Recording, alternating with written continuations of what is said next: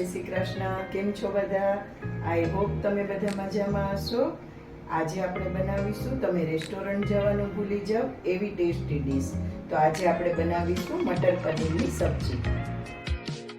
અહીંયા એક કઢાઈ લઈ લીધેલી છે, એમાં આપણે 1 ટેબલસ્પૂન જેટલું તેલ લઈ લઈશું. તેલ ગરમ થાય એટલે એમાં મેં અહીંયા 1 ટેબલસ્પૂન આખું જીરું લીધેલું છે, 1 ટેબલસ્પૂન આખા ધાણા લીધેલા છે, 4 થી 5 મરીના દાણા અને 2 લવિંગ લીધેલા છે. હું અહીંયા ખડા મસાલાનો યુઝ ઓછો એટલા માટે કરું છું ફ્રેન્ડ્સ, કેમ કે મેં ગરમ મસાલો પણ પાછળથી એડ કરવાની છું. હવે આપણે એને તેલમાં સારી રીતે સાતળી લઈશું.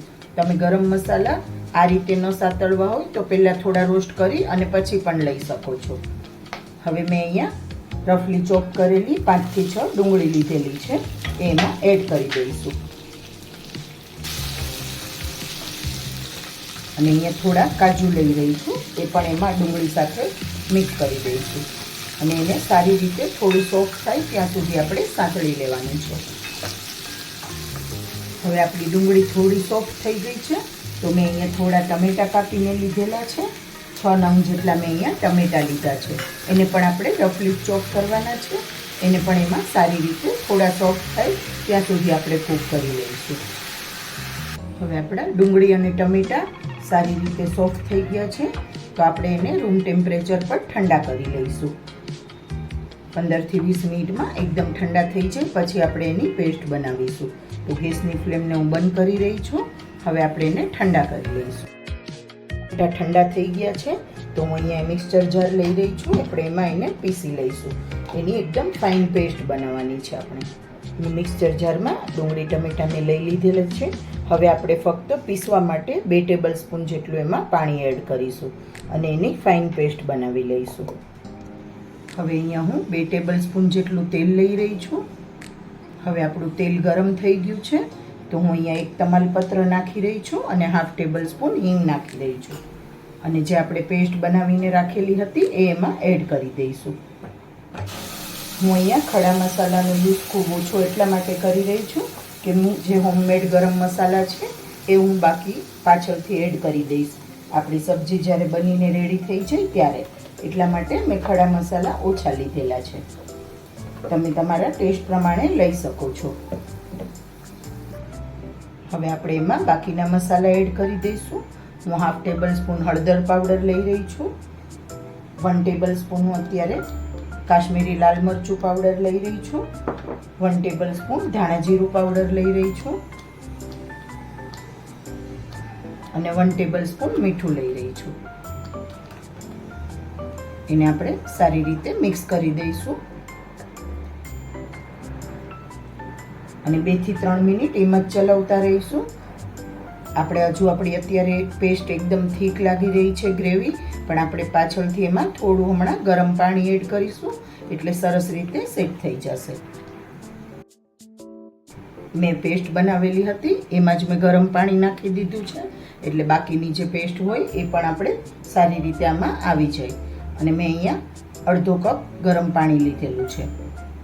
ગરમ પાણી નાખશો તો આપણી જે સબ્જીનો કલર છે એ એકદમ એવો ને એવો રહેશે, એટલા માટે ગરમ પાણીનો યુઝ કરવાનો છે આપણે.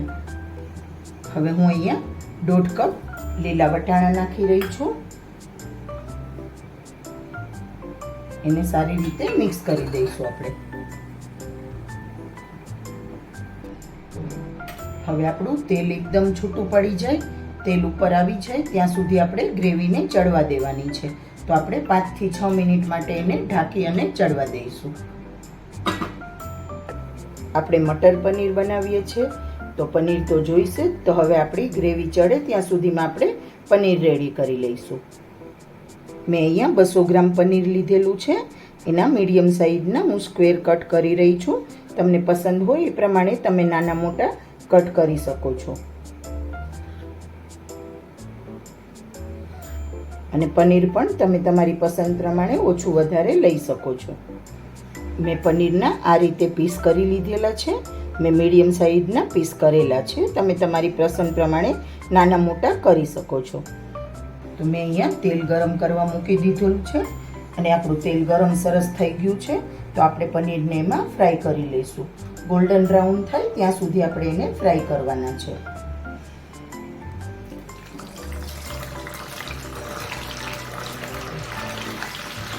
તમે જોઈ શકો છો આપણું પનીર એકદમ સરસ ગોલ્ડન બ્રાઉન થઈ ગયા છે. તો મેં અહીંયા નાની કઢાઈ લીધેલી છે એટલા માટે હું અડધા પનીર ફ્રાય કરી રહી છું.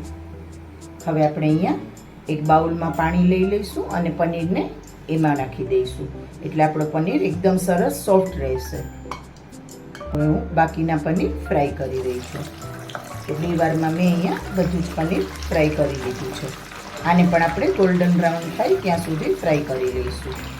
તમે જોઈ શકો છો બાકીનું પનીર પણ આપણું સરસ ગોલ્ડન બ્રાઉન થઈ ગયું છે.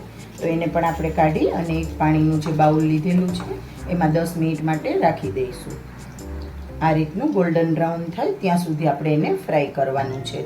તમે સેલો ફ્રાય પણ કરી શકો છો. અને આપણે 10 મિનિટ પછી એને પાણીમાંથી કાઢી લઈશું. 3 થી 4 મિનિટ થઈ ગઈ છે તો આપણે આપણી ગ્રેવી પણ ચેક કરી લઈશું. હજુ આપણે ગ્રેવીને થોડી ચડવા દેવાની જરૂર છે. મેં આજે એમાં આખું લસણ નથી નાખેલું એટલા માટે હું આજે કોઈ તામઝામ વગર એકદમ ઇઝી રીતે બનાવી રહી છું. તો હું અહીંયા વાટેલું લસણવાળું મરચું 1 ચમચી એડ કરી રહી છું. આપણે લસણ નથી નાખેલું એટલા માટે. હવે આપણે એને સારી રીતે લસણવાળું મરચું જે વાટીને નાખેલું છે એને સારી રીતે એમાં મિક્સ કરી દઈશું. અને હજુ આપણે 3 થી 4 મિનિટ એને ઢાંકી અને ચડવા દઈશું ગ્રેવીને. 3 થી 4 મિનિટ થઈ ગઈ છે. આપણે સબ્જીને ફરીવાર ચેક કરી લઈશું એકવાર.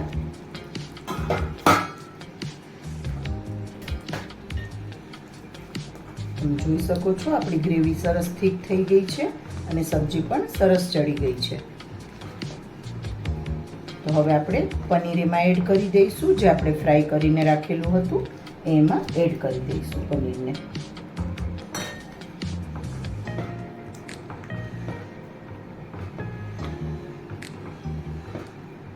ખૂબ જ સરસ કલર આવેલો છે ફ્રેન્ડ્સ. જોઈને જ ખાવાનું મન થઈ જાય એવી સરસ સ્મેલ આવી રહી છે. એકદમ સરસ. હવે આપણે એને પનીર એડ કરી દીધું છે તો એને 2 મિનિટ માટે ઢાંકીને ફરીથી ચડવા દઈશું એટલે પનીર પણ આપણી ગ્રેવીમાં સરસ રીતે મિક્સ થઈ જાય. તો 2 થી 3 મિનિટ આપણે ઢાંકીને ફરીથી એને ચડવા દઈશું. તો હવે 2 થી 3 મિનિટ થઈ ગઈ છે. આપણે સબ્જીને ચેક કરી લઈએ. તમે જોઈ શકો છો તેલ એકદમ સરસ છૂટું પડી ગયું છે અને આપણી સબ્જી એકદમ સરસ રેડી થઈ ગઈ છે. તો ગરમા ગરમ નાન સાથે, રોટલી સાથે કે પરોઠા સાથે એને ખાઈ શકો છો. તો મારી આજની રેસીપી ગમી હોય તો મારા વિડીયોને લાઈક, શેર અને કોમેન્ટ જરૂરથી કરજો.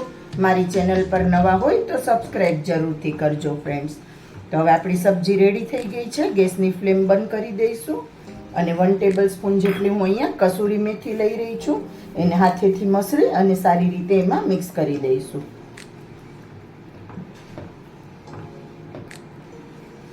અને 1/2 ટેબલ સ્પૂન જેટલો હું ગરમ મસાલા પાવડર એડ કરી રહી છું. આ હોમમેડ ગરમ મસાલો છે. આની રેસીપી તમને જોઈ હોય તો મારી ચેનલ પર મળી જશે. તો હવે આપણે સૌ ગરમા ગરમ સબ્જી સર્વ કરી લઈશું. Thank you friends.